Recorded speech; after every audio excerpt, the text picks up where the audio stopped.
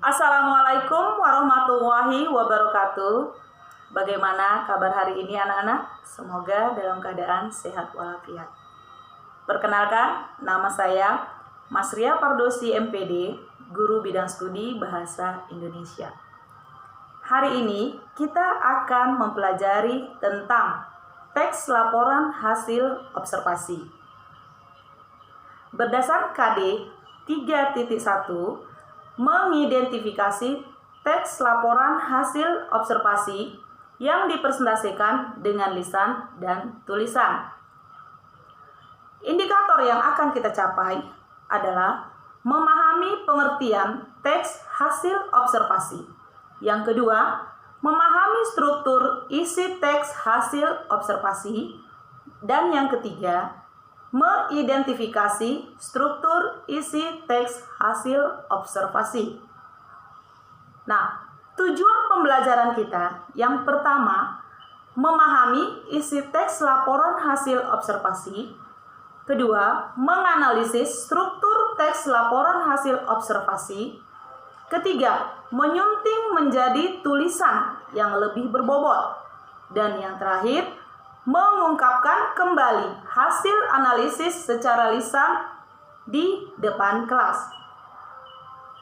Nah, anak-anak bisa buka buku paketnya yang halaman pertama bab 1. Di situ kita akan membahas tentang mengobservasi kekayaan laut Indonesia. Yang akan kita bahas yang pertama adalah pengertian, ciri-ciri, dan informasi dalam teks laporan hasil observasi. Yang kedua, interpretasi teks laporan hasil observasi. Yang ketiga, struktur dan kaidah kebahasaan teks laporan hasil observasi. Dan yang terakhir, menyusun teks laporan hasil observasi.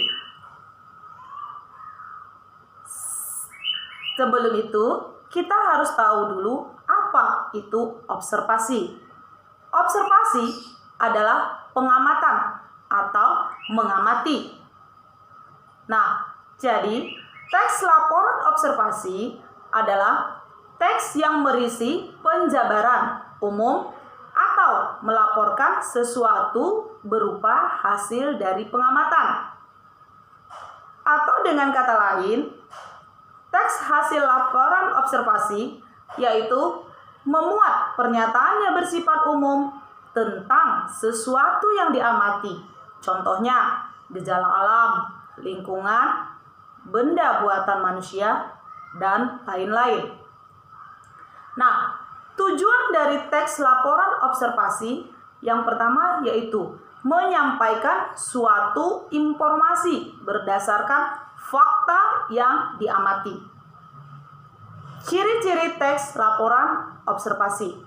Yang pertama, bersifat objektif. Dua, objek yang dibicarakan adalah objek tunggal.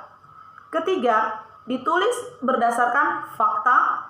Dan terakhir, informasi teks merupakan hasil penelitian. Nah, pembelajaran kita tidak lari dari struktur. Struktur observasi. Yang pertama adalah pernyataan umum. Kedua, deskripsi bagian. Yang ketiga, deskripsi manfaat dan kesimpulan. Apa itu pernyataan umum? Pernyataan umum adalah mengandung keterangan umum apa yang kita lihat dari objek tersebut. Deskripsi bagian adalah mengandung rincian hal-hal yang dilaporkan. Misalnya, yang kita amati adalah seekor hewan, maka yang kita laporkan adalah fisik hewan, makanan hewan, dan tempat tinggal hewan. Deskripsi manfaat yaitu ringkasan umum hal yang dilaporkan atau kesimpulan dari hasil pengamatan. Nah, demikianlah pembelajaran kita tentang teks hasil laporan observasi. Semoga apa yang saya terangkan dan apa yang saya informasikan bermanfaat untuk anak-anakku di rumah. Demikian dan wassalamualaikum warahmatullahi wabarakatuh.